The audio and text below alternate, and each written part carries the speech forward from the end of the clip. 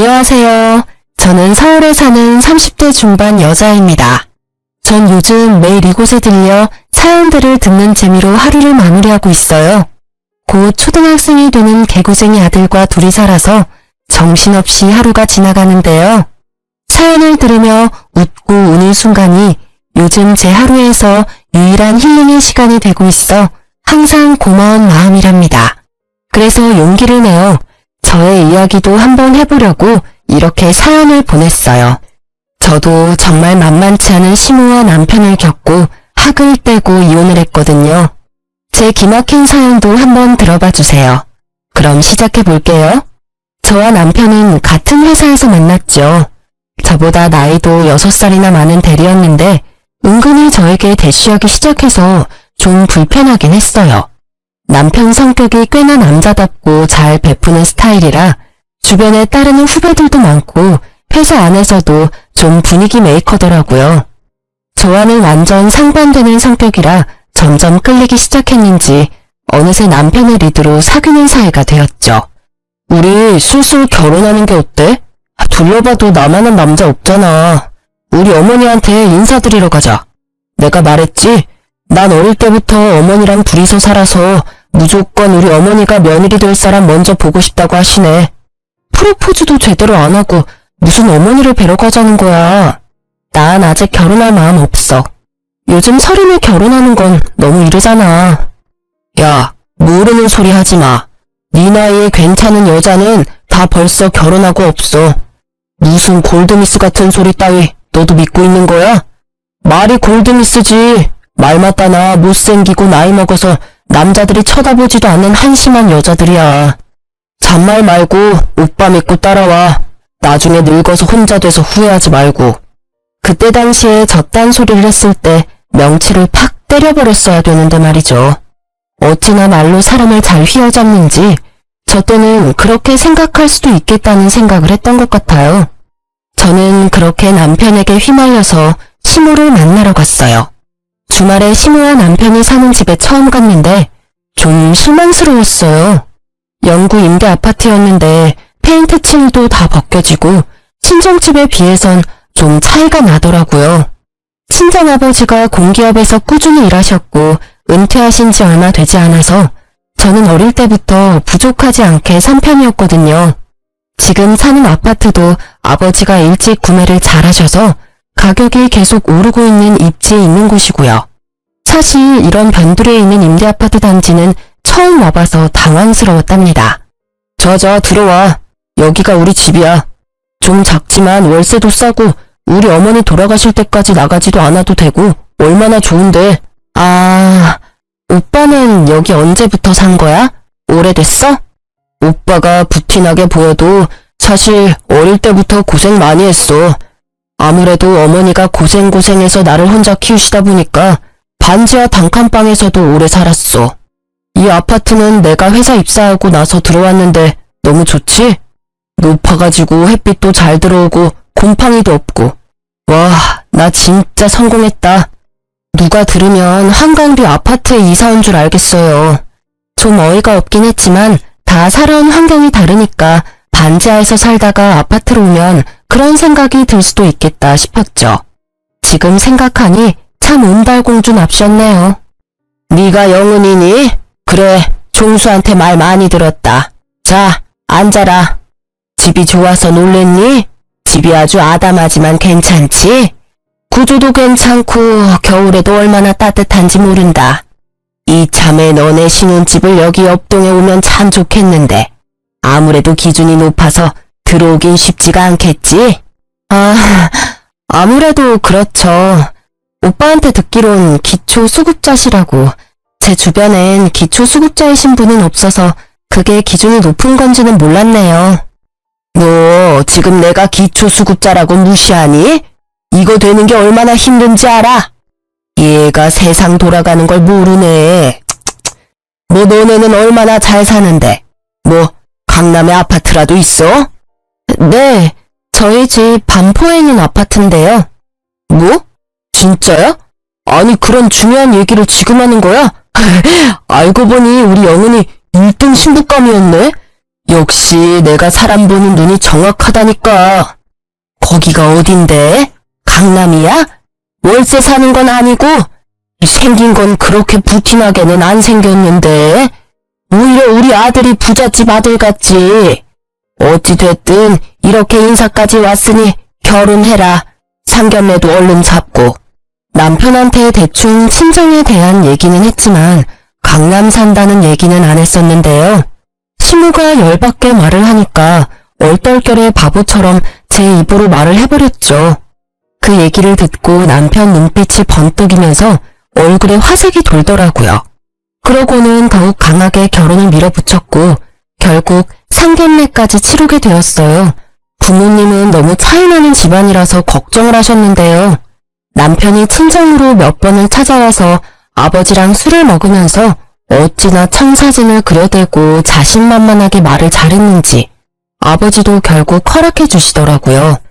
어릴 때부터 고생하면서 자랐으니 생활력은 강하겠지. 남자다운 것도 마음에 들고 네가 좋다니까 결혼은 허락해 주마. 그쪽 집안에서 뭐 얼마나 보태줄 수 있겠니? 일단 박서방한테는 말하지 말고 내가 전세금 대줄 테니까 아파트 한번 찾아봐. 저를 위해서 평생 모으신 돈을 아낌없이 내주시는 부모님께 얼마나 감사하고도 죄송했는지 몰라요. 그렇게 회사 근처에 20평대 아파트 전세를 구해서 신혼집을 마련할 수 있었죠. 시모가 처음 신혼집에 왔던 날이 기억나는데요. 진짜 지네 집이 제일 좋다고 생각을 했던 건지 들어오자마자 놀라서 입을 떡 벌리더라고요. 세상에 우리 아들이 진짜 성공했네. 이렇게 넓고 좋은 집에서 살다니. 어머머, 이 냉장고에서 지금 정수기 나오는 거야? 장하다 장해. 엄마, 이제 우리도 어깨 쫙 펴고 살 날만 있는 거야. 이참에 엄마도 여기 와서 같이 사는 게 어때? 어차피 여기 방도 2개잖아. 어머, 그럴까? 아들 덕에 나도 한번 서울에 살아볼까? 오빠, 그런 걸 갑자기 그렇게 말하면 어떡해. 어머니도 그건 아니라고 생각하시죠? 전 당분간 신혼생활은 즐기고 싶어요. 대신 저희가 자주 찾아뵐게요. 그리고 어머니, 여기 전세예요. 우리가 산 집 아니라고요. 진짜 집을 살려면 열심히 돈 벌어야죠. 넌 어쩜 말을 그렇게 서운하게 하니? 누가 진짜 여기 산대? 해보는 말이지. 나도 네 눈칫밥 먹으면서 살 생각 없다. 애가 어쩜 저렇게 매정해? 남편이 저를 원망의 눈초리로 쳐다보는 걸 느꼈지만 저는 주방으로 들어가 버렸어요. 어찌나 자기 엄마를 끔찍하게 생각하는지 왜 결혼을 했나 싶더라고요. 시무의 집과 신혼집은 차로 40분 거리에 있었는데요. 결혼한 후로 매주 집에 오라고 전화를 엄청나게 해대는 거예요. 제가 안 받으면 남편한테 해서 기어코 주말에 집에 오게 만들더라고요. 회사에서 시달리다가 주말에야 좀 늦잠 좀 자고 쉬고 싶은데 3주 연속 시댁에 가니까 진짜 너무 화가 나더라고요. 더 싫은 건 시무가 차려주는 밥상이었어요. 차려주는 것도 아니었죠. 제가 차리는 거죠. 시무집 냉장고를 열어보면 아주 반찬통이 빼곡하게 채워져 있어요. 온갖 밑반찬들이 있는데 그게 사실 동사무소에서 갖다 주는 거였는데요. 문제는 언제 받은 건지도 모르는 것들이 꽉 채워져 있다는 거였죠. 밥통에 밥만 하고 반찬들 좀 싹 꺼내서 먹고 싶은 거 덜어서 먹어라. 아주 한식 뷔페가 따로 없지? 나 같은 시어머니가 어딨니? 다들 그냥 며느리한테 밥하라고 시키기만 하지. 나처럼 다 준비해놓는 시애미가 어딨어? 우리 엄마가 최고지. 그거 있어? 소세지 볶음. 난 그거 해다 주는 게 제일 좋더라. 내가 항상 다 먹었잖아. 아유, 그럼. 그거 오면 우리 아들 먹으라고 먹지도 않고 잘 보관해두지. 예, 반찬 좀 싹 정리하고 너 먹고 싶은 거 있으면 다 싸가라. 어머니, 이거랑 이거는 다 상했어요. 버리는 게 절반이라고요. 다 먹지도 못하시면서 왜 이렇게 많이 받으시고 냉장고에 쌓아두세요?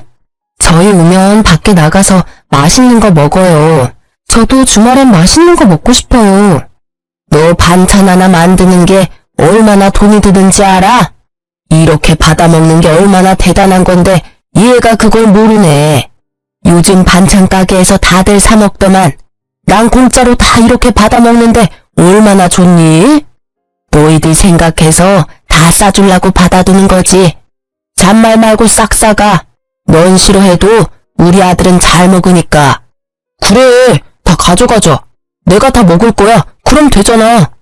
엄마가 우리를 위해서 힘들게 모으신 건데 뭘 그렇게 야박하게 굴어.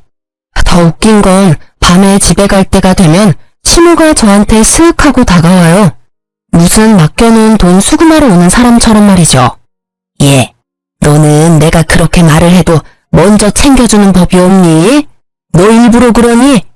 네가 직장일 하면서 이거 반찬 다 만든다고 생각해봐. 거기다 요즘 물가가 얼마나 올랐니? 그 시간에다 돈에다 만드는 정성까지 합하면 그거 무시 못한다. 그런 반찬들 가져가면서 반찬값 챙겨주는 건 당연한 거 아니니? 매번 남편은 몰래 저한테 몰래 다가와서 반찬값이란 명목으로 돈을 삥 뜯더라고요. 아니 그런데 반찬값으로 도대체 얼마를 줘야 맞겠어요? 그리고 10만 원 준다고 쳐도 막상 현금이 없을 수도 있잖아요. 어머니, 제가 지금 현금이 없어요. 전 그렇게 두루뭉술하게 말씀하시면 진짜 모르겠는데 도대체 얼마를 원하세요? 그걸 어떻게 내 입으로 말하니? 네가 내 정성을 생각해서 알아서 보내는 거지. 아유, 얘는 왜 이렇게 정 떨어지는 소리를 하나 몰라. 이 신랑이를 무려 5년 넘게 했다면 믿어지시나요? 신혼 때부터 시작된 이 반찬 전쟁은 제가 이혼할 때까지 계속되었어요. 시댁에서 반찬들을 가져오면 다음날에 돈을 계좌로 입금해줘야 했죠.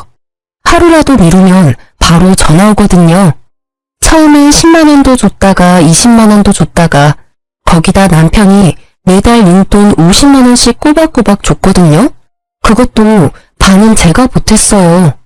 거기다 저한테만 따로 비밀처럼 반찬값을 받아간 거죠. 신혼 때는 매주 갔었으니까 한 달이면 40만 원이었네요.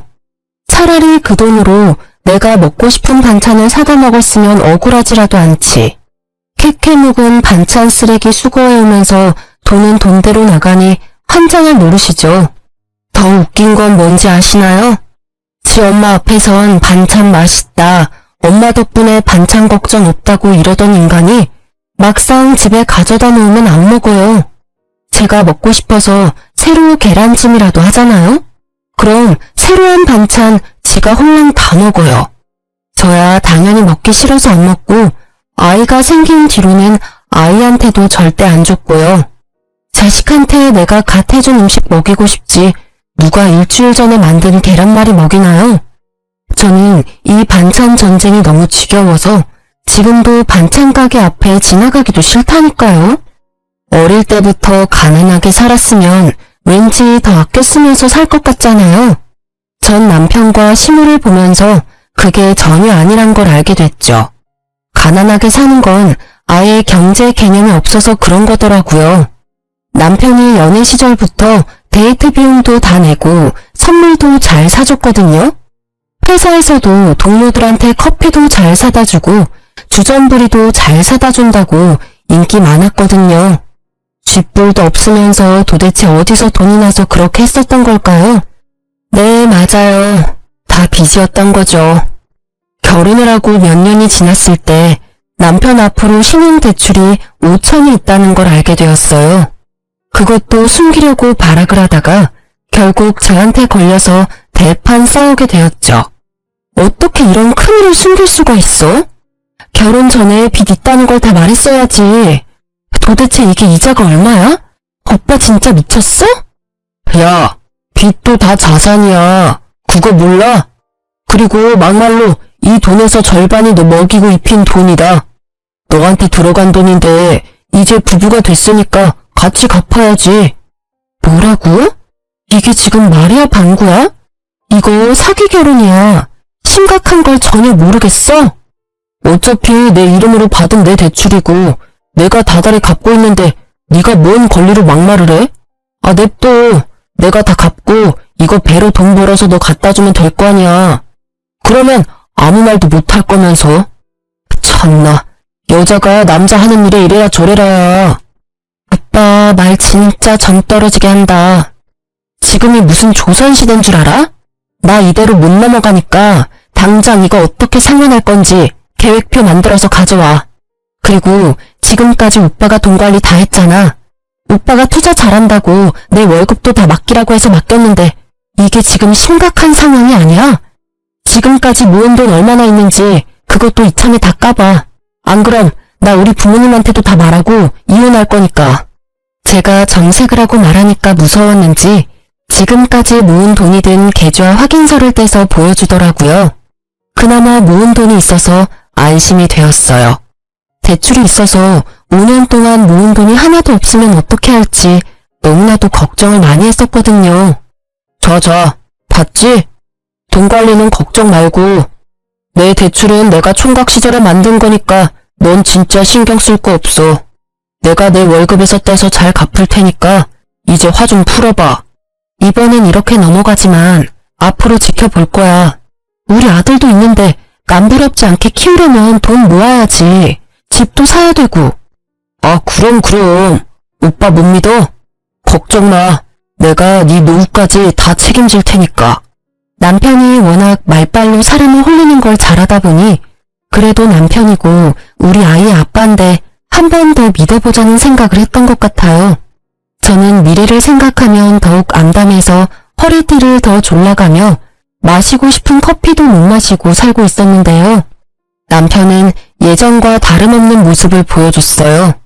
여전히 주변 사람들한테 잘 쏘고 언제 그렇게 쇼핑을 하는지 자기 옷이며 가방도 척척 사입었죠.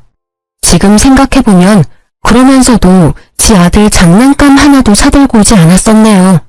시모도 경제 개념을 말아먹은 건 매한 가지였는데요. 사실 남편놈이 시모가 하는 짓을 그대로 배운 거라고 봐야겠죠. 기초 수급자라면서 얼마나 옷을 화려하게 입고 다니는지 매주 새로운 가방을 들고 다닐 정도였어요. 근데 그게 좋은 가방, 좋은 옷 그런 것도 아니에요. 맨날 시장에서 파는 큐빅 잔뜩 박힌 티셔츠 10,000원짜리, 20,000원짜리를 매일 사는 거예요. 싸다고 저거 사고 이거 사면 하루에 10만 원은 뚝딱인 거죠. 차라리 10만 원짜리 괜찮은 거 하나 사면 그렇게 한심해 보이진 않을 텐데 말이죠. 더 웃긴 건 머리도 이틀에 한 번은 단골 미용실 가서 드라이만 한대요. 저도 미용실 가는 돈이 아까워서 몇 달에 한 번 가는데 일주일에 3번은 드라이만 하고 2만 원씩 내고 온다는 말 듣고 진짜 헉 했습니다. 오랜만에 시댁에 가보면 망고 같은 과일도 막 널려 있어요. 어머니, 집에 망고가 많네요? 사신 거예요? 그럼 사지 누가 주니? 혼자 사는데 과일 그거 챙겨 먹어봤자 얼마나 된다고. 요즘 그 뭐시게냐? 샤인 머스크? 뭐 그런 포도가 그렇게 맛있다던데 그건 어디에 파니? 요즘 유행하는 거나 비싼 건 어찌나 그렇게 잘하는지 저도 못 먹어본 걸 시모는 잘도 먹고 다니더라고요. 같이 마트에 가면 아주 시겁할 때가 많았는데요. 자기가 먹고 싶은 거면 가격은 보지도 않고 그냥 카트에 막 쓸어 담아요. 요즘 물가가 얼마나 비싼데 저는 아기 먹일 유기농 채소 하나 사려고 해도 손이 벌벌 떨리는데 말이에요. 시모랑 장 보면 돈은 당연히 제가 내잖아요. 한 번에 3, 40만 원씩 나오는데 진짜 너무 화가 나서 머리가 돌겠더라고요. 더욱 소름 끼치는 건 남편이랑 마트 가면 시모랑 행동이 똑같아요. 지가 먹고 싶은 거나 쓸데없는 걸 카트에 막 던져 담아요. 이거는 너무 비싸. 이걸 왜 사? 아, 먹고 싶으니까 사지. 먹는 거 가지고 서럽게 이러지 좀 마. 이런 거 먹고 살려고 기를 쓰고 돈 버는 거 아니야. 아니, 내가 내 돈 벌어서 과자 하나 못 사 먹냐? 굳이 안 사도 되는 거니까 그렇지. 무슨 과자 하나에 10,000원이냐고. 이러면 또 금방 30만 원 훌쩍이야. 이번 달 카드값 오바라고. 야, 내가 내 돈 벌어서 10,000원짜리 한 장 못 쓰고 사냐? 아, 그냥 사. 맨날 사는 것도 아니잖아.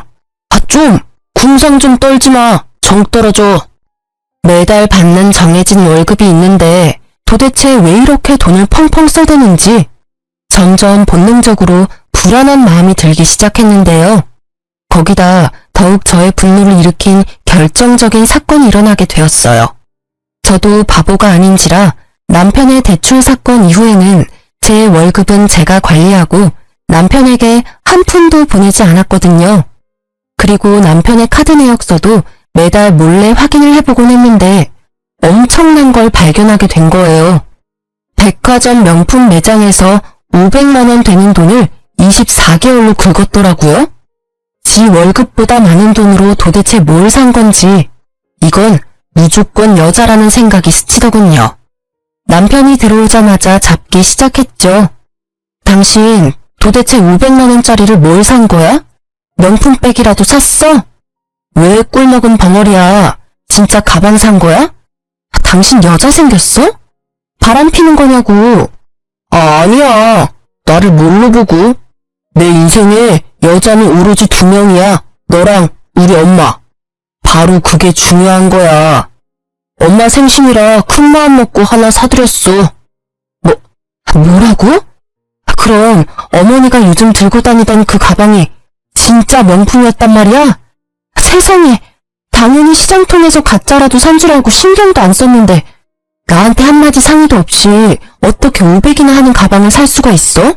막말로 난 100만 원 하는 가방도 하나 안 사줬으면서. 넌 앞으로 살 날이 창창하고 우리 엄마는 살 날도 얼마 안 남으셨잖아. 그동안 효도해야지.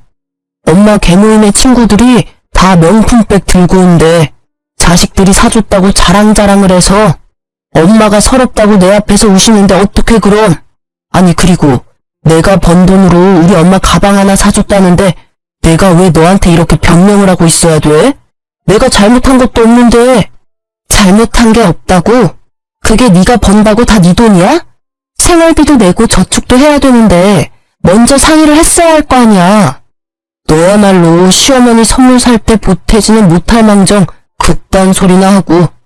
네가 이렇게 나올 줄 알았으니까 내가 너한테 말을 안 한 거야. 말했으면 당장 쌍심 지키고 반대했을 게 뻔한데. 그리고 너 내 카드 내역서 훔쳐보냐? 내가 500 주고 산 건 어떻게 알았어? 너 아주 무서운 애구나. 남편을 이렇게 못 믿어서 되겠어? 당연히 못 믿지. 이렇게 또 뒤통수를 쳤는데.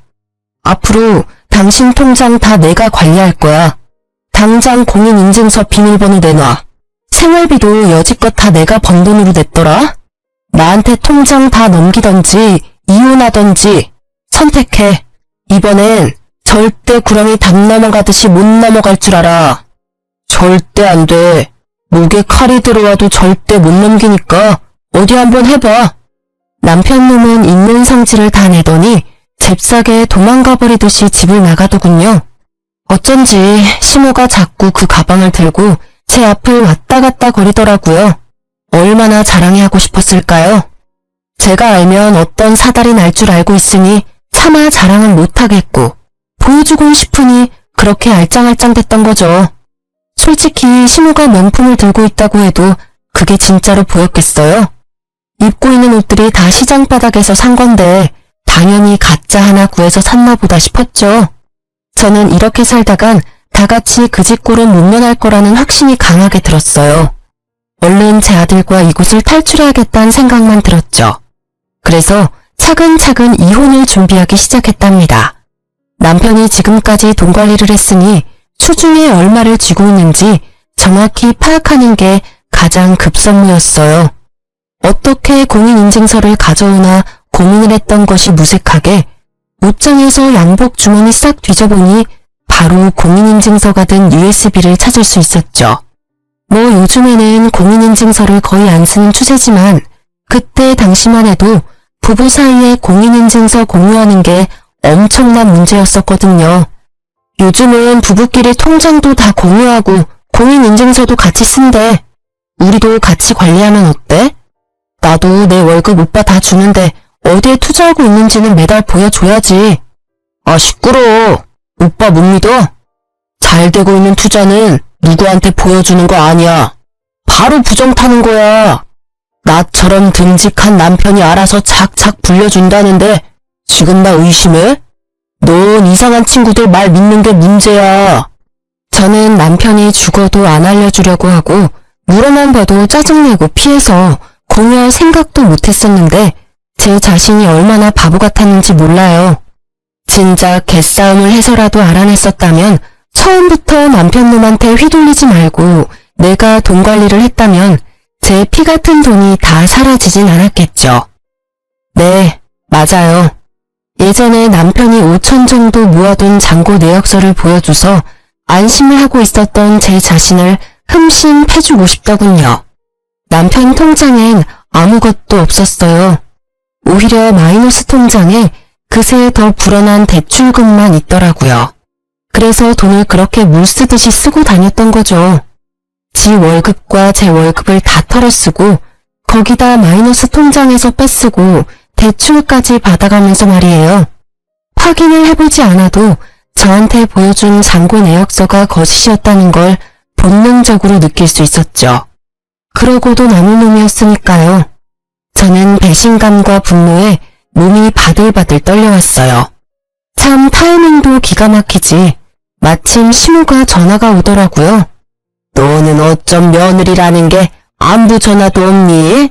거기다 이번 주에 내 생일인데 주말에 온다느니 뭐 말이 있어야 될 거 아니야. 생일 챙겨달라고 전화하신 거예요. 어머님 아들이 큰 거 사줬잖아요. 500씩이나 되는 명품백을 받았는데 또 뭐가 필요하신데요? 너 말이 삐딱하다. 비밀로 하자더니 네 남편이 벌써 얘기했어. 내가 그동안 너한테 말을 못해서 그렇지 내 친구들이 명품백 안 든 애들이 없다. 내가 늙어가는 마당에 얼마나 주눅이 들고 서러웠는지 말도 못한다. 우리 아들이 큰맘 먹고 지 월급으로 사줬는데 뭘 그렇게 승질을 내고 그러니? 어머니, 막말로 강남에 사는 우리 친정엄마도 10만 원도 안 되는 가방 들고 다니세요. 어머니가 왜 500만 원짜리 가방이 필요하신데요? 가는 데가 동네 시장밖에 더 있어요. 사람들이 그거 진짜로 보지도 않아요. 아유, 그래. 너가 배 아파서 그러는 거 다 안다. 걱정 마. 너 어디 중요한 데 갈 때 내가 언제든지 빌려줄 테니까. 그럼 됐지?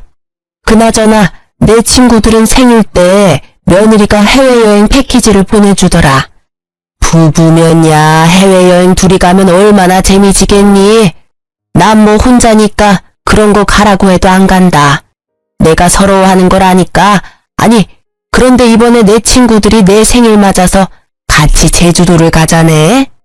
저한테 그 얘기를 왜 하시는 건데요? 그럼 친구들이랑 가시면 되겠네요. 내가 명품백까지 들킨 마당에 이런 얘기해서 좀 그렇긴 한데 내가 친구들한테 비행기 값을 다 내준다고 했거든. 내가 비행기표 끊는 거 하지도 못하고. 그래서 그런데 네가 좀 끊어줄래? 5명인데 요즘 제주도 그렇게 안 비싸잖아. 아, 제주도 여행이요? 그거 참 좋은 생각이네요. 지금 날씨도 좋으니까 오랜만에 여행 가면 진짜 좋겠네요. 그렇지? 그래, 요즘 해외보다 제주도가 더 좋지. 힘들게 뭐하러 멀리 가, 그치? 그럼 좀 부탁한다. 저는 그 길로 바로 회사에 연차를 신청했어요. 바로 제주도행 비행기표까지 일사천리로 끊었죠. 시모 생일 바로 전날에 저는 친정엄마와 함께 공항으로 향했답니다. 핸드폰 딱 끄고 4일 동안 엄마와 너무나도 행복한 시간을 보냈어요. 떠올려보니 친정엄마와 둘이 여행한 건 처음이더라고요. 바다를 보며 아이처럼 좋아하는 엄마와 물장난도 하고 맛있는 음식도 잔뜩 사 먹으며 제대로 힐링을 했네요. 그리고 여행 마지막 날에 엄마에게 그동안 있었던 일을 힘겹게 말씀드렸어요. 이제라도 알았으니 됐다. 그동안 혼자 얼마나 마음고생을 했어. 배은망덕한 놈 같으니라고. 처음부터 말만 번지르르 하는 게 엄마 마음에 안 들었어. 네가 좋다니 반대는 못했지만 이제라도 아닌 거 알았으면 됐다. 당장 이혼해. 아빠 엄마가 아직까진 너랑 재민이 먹여 살릴 힘은 있어. 아들을 낳고 친정에서 몸조리한 후로 친정엄마와 둘이 있는 시간을 보낸 게 얼마나 오랜만이었는지 몰라요.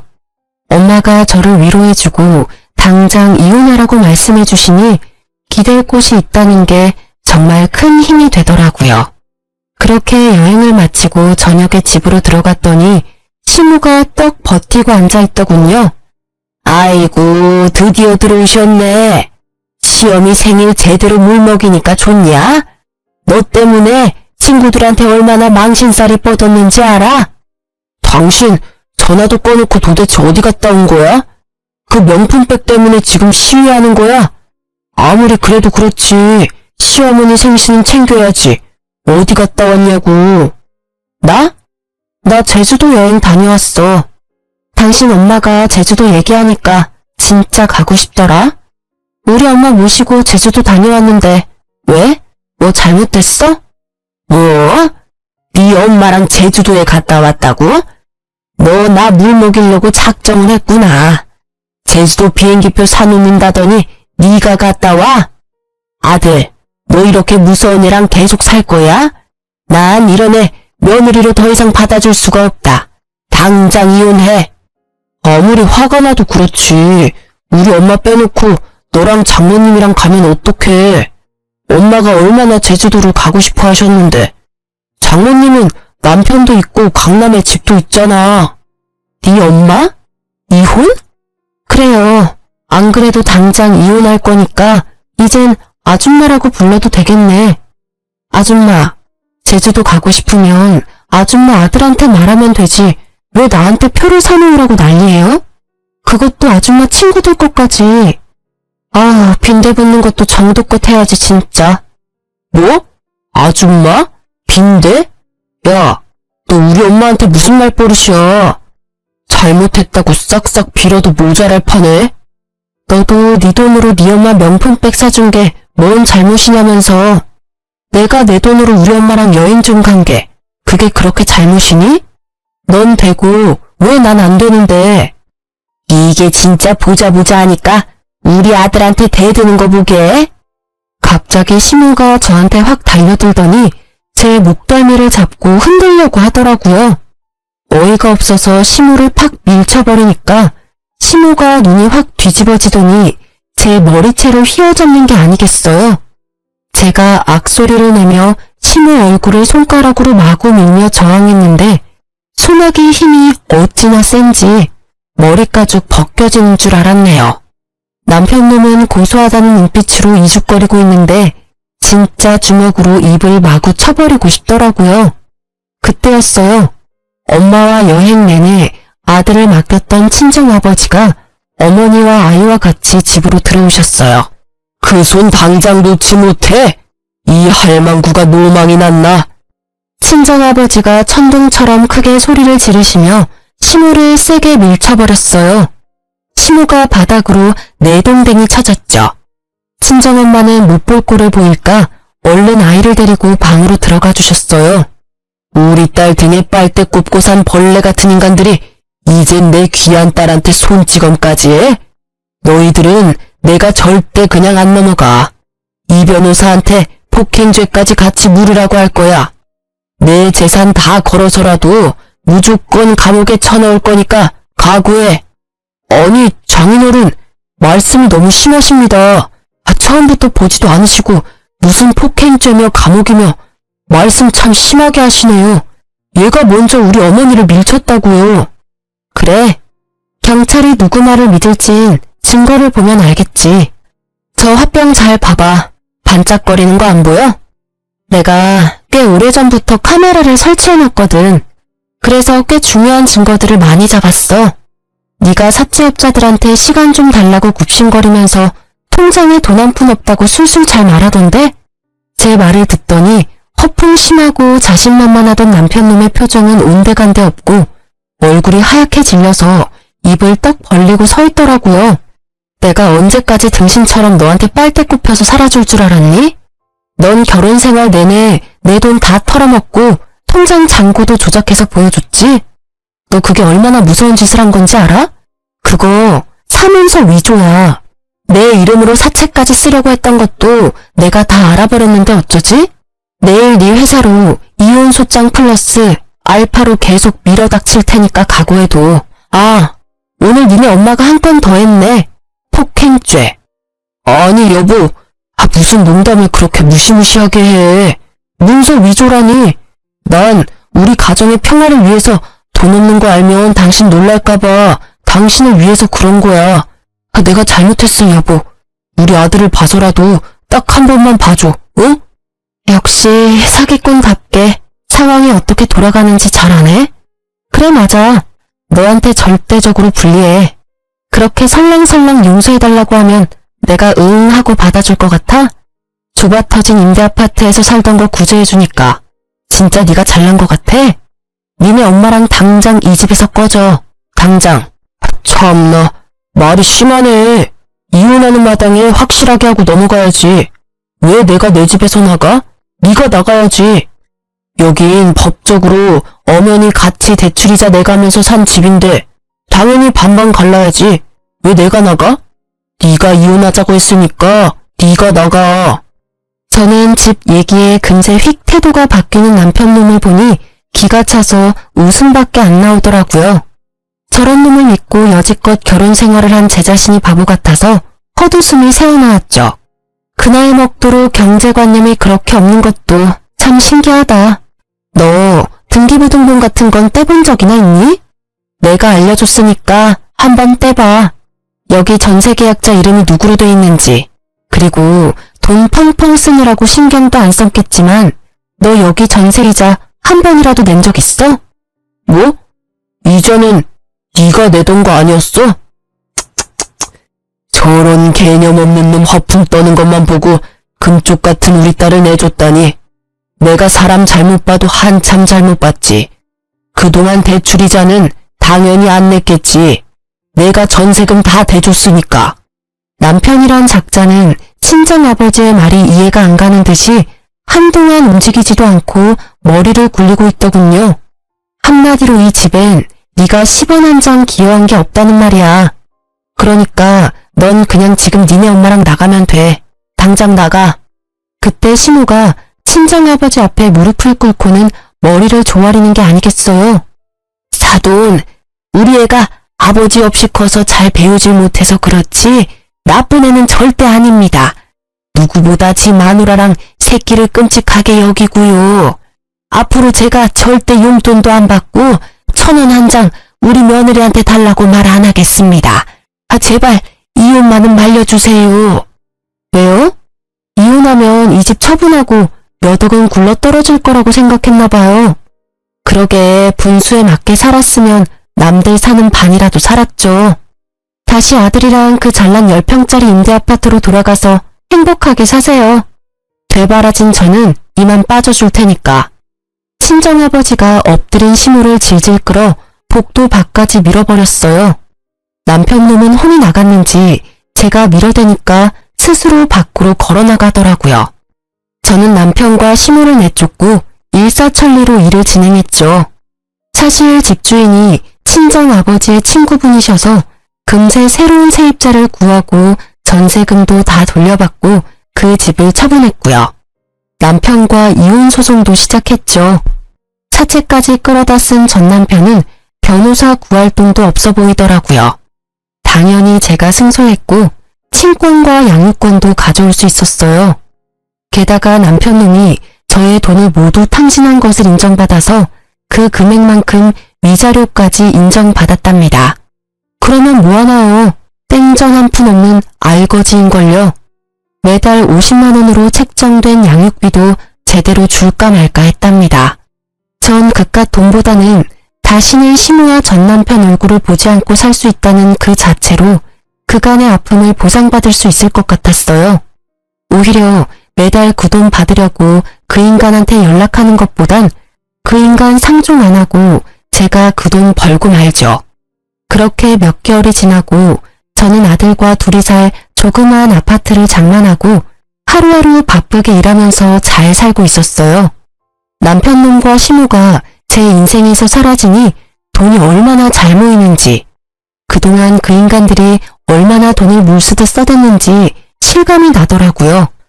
양육비며 위자료며 한 푼 받은 것도 없지만 목소리도 듣기 싫어서 생각하지도 않으려고 했었죠. 그러던 어느 날 유치원 선생님이 전화가 오셨더라고요. 재민이 어머님, 오늘 재민이 아버지란 분이 재민이 데리고 가신다고 오셔서 확인해 보려고 전화드렸어요. 네? 선생님, 제가 지금 갈 테니까 절대 재민이 보내시면 안 돼요? 저는 1시간 일찍 퇴근해서 불이 나게 유치원으로 달려갔어요. 유치원 문 앞에서 초라한 흰색의 전 남편이 문 틈 사이로 안을 보고 있더라고요. 지금 뭐 하는 거야? 당장 안 떨어져? 여긴 왜 온 거야? 애 양육비도 안 보낸 주제에 무슨 염치로? 여보, 제발 한 번만 나 좀 살려줘. 나 지금 너무 힘들어.